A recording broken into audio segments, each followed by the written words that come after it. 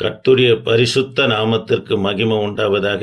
தேவ பிள்ளைகளை நாம் தொடர்ந்து ஆதியாகம நாட்களிலிருந்து ஒவ்வொரு நபர்களாக தியானித்து கொண்டு வருகிறோம். கடந்த நாட்கள்ல இருந்து ரோமருக்கு நிருபம் 16ஆம் அதிகாரத்தில் பவுல் அநேகருக்கு வாழ்த்துதலை சொல்லி கொண்டு வருகிறார். ஒவ்வொரு வாழ்த்துதலை குறித்து நாம் தியானித்து கொண்டு வருகிறோம். தேவ பிள்ளைகளை கடந்த பதிவில் பெர்சியாலுக்கு வாழ்த்துதலை சொன்னார். ஏன் அவர்களுக்கு பெர்சியால் என்ற பெயர் வந்தது என்ற குறிப்பை நாம் தியானித்தோம்.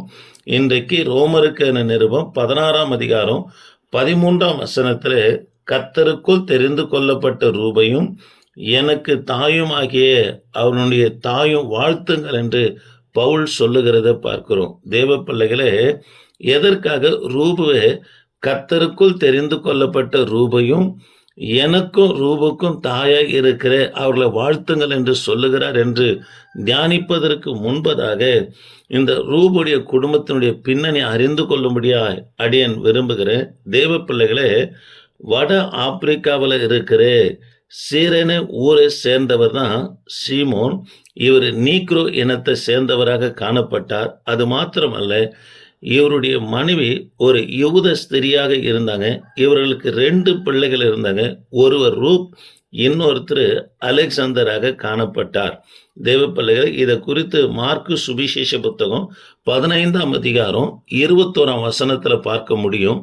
சீரேனு ஊரனும் அலெக்சாந்தரும் ரூபமும் தகப்பனாகிய சீமோன் என்னப்பட்ட ஒருவன் நாட்டிலிருந்து அவ்வழிய வருகையில் அவருடைய சிலுவையை சுமக்கும்படி அவனை பலவந்த பண்ணினார்கள் என்று வேதத்தில் வாசிக்கிறோம். தேவ பிள்ளைகளே, இயேசு கிறிஸ்துடைய சிலுவையை சுமக்கிற பாக்கியம் யாருக்கு கிடைத்தது என்று சொன்னால் சீரேனு ஊரை சேர்ந்த இந்த சீமோனுக்கு கிடைத்ததை நாம் பார்க்கிறோம்.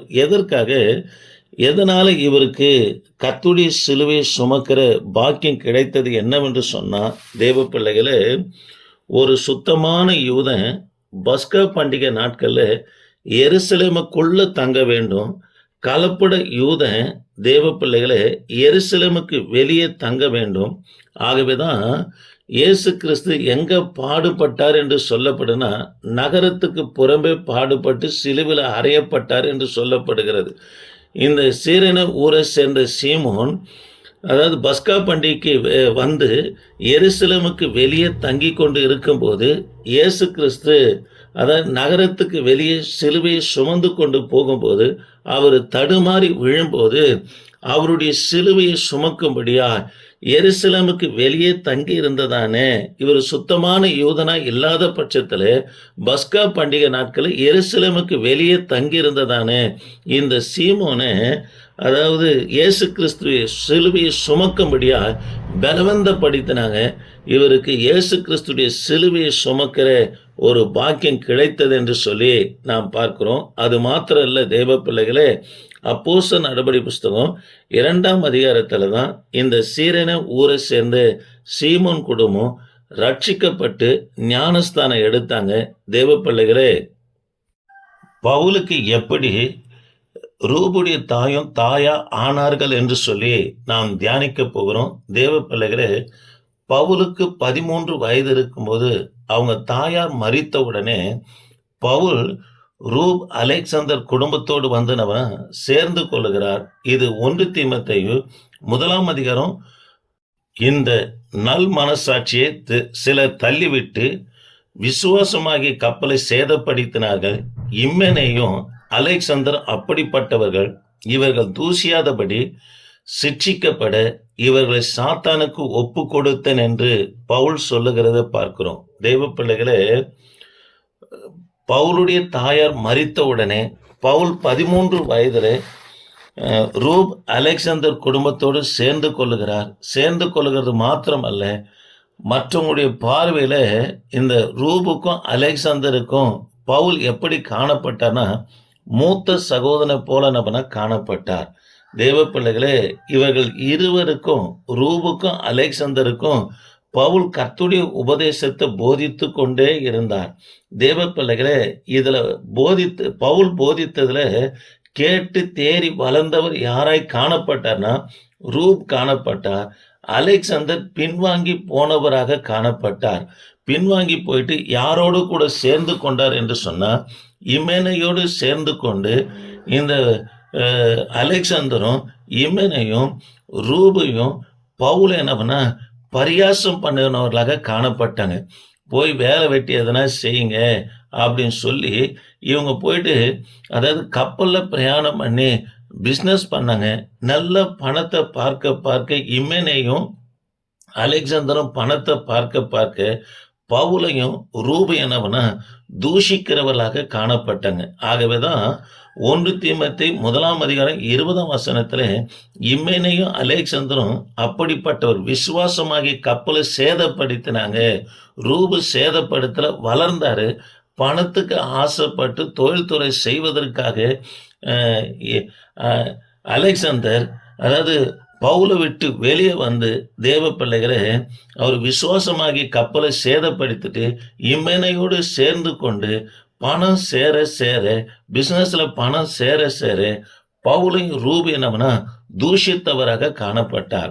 ஆகவேதான் பவுல் சொல்றாரு, உன்னை நான் சாத்தானுக்கு ஒப்பு கொடுக்கிறேன் என்று சொல்கிறார்.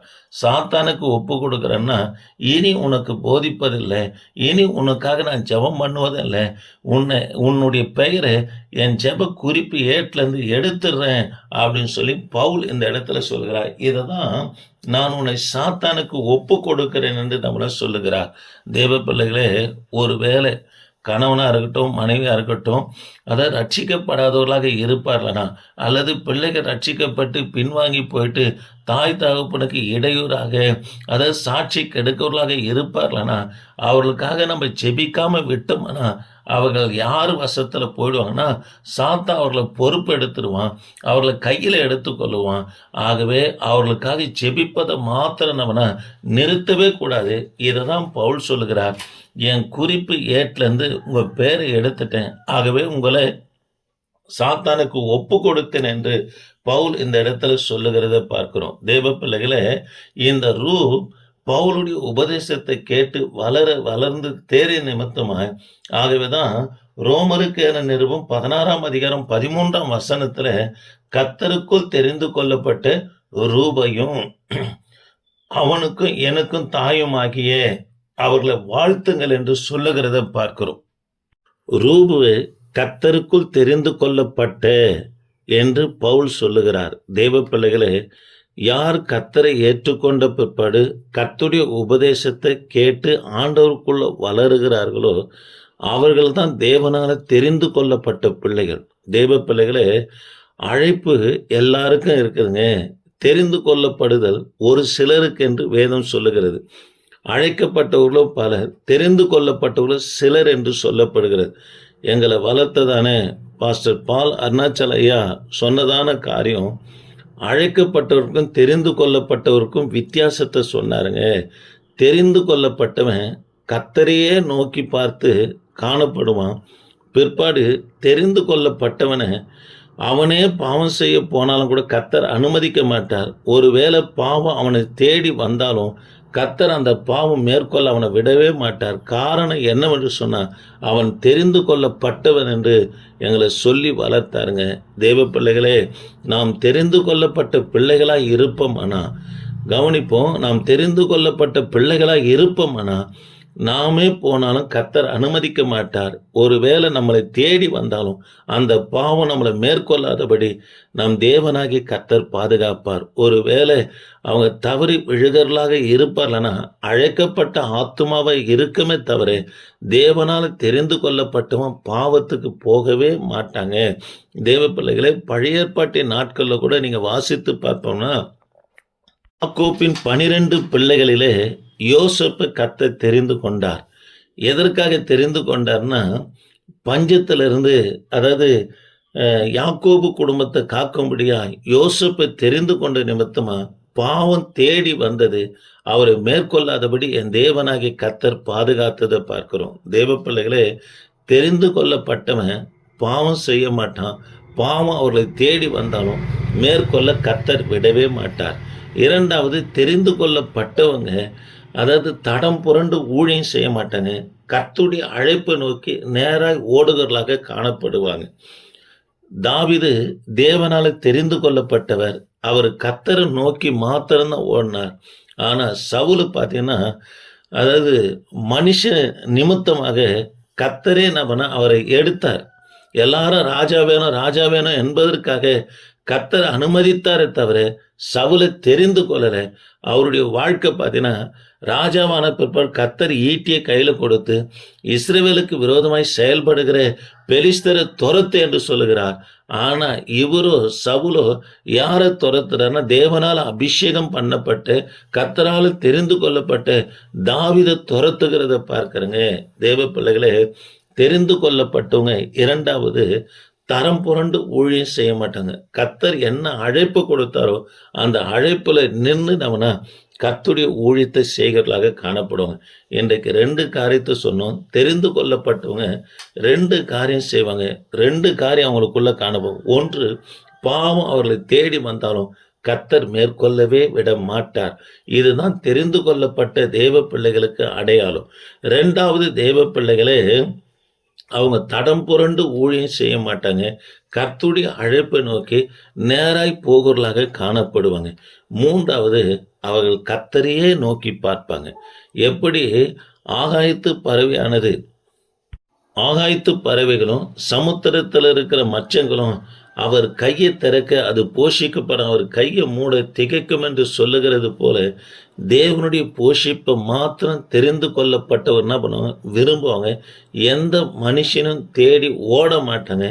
இதுதான் தேவனால் தெரிந்து கொள்ளப்பட்டவருக்கு அடையாளமாக இருக்கிறது. தேவ பிள்ளைகளை, கர்த்தரையே நோக்கி பார்ப்போம். ஆகாயத்து பறவைகளை போஷிக்கிறவர், அவர்களை காட்டிலும் நம்ம விசேஷித்தவர்களாக இருக்கிறோம். நம்மையும் போஷித்து ஆசீர்வதித்து நடத்துவார். ஜெபிப்போம். கிருபையின் தேவனே, இந்த வார்த்தையை கேட்ட ஒவ்வொரு பிள்ளைகளுக்காக ஜெபிக்கிறையா. கர்த்தர் நீங்க ஆசீர்வதிங்க. தொடர்ந்து உமது பிரசன்ன தயவு கூட இருக்கட்டும். இயேசு நாமத்தில் ஜெபிக்க நல்ல பிதாவே, ஆமென்.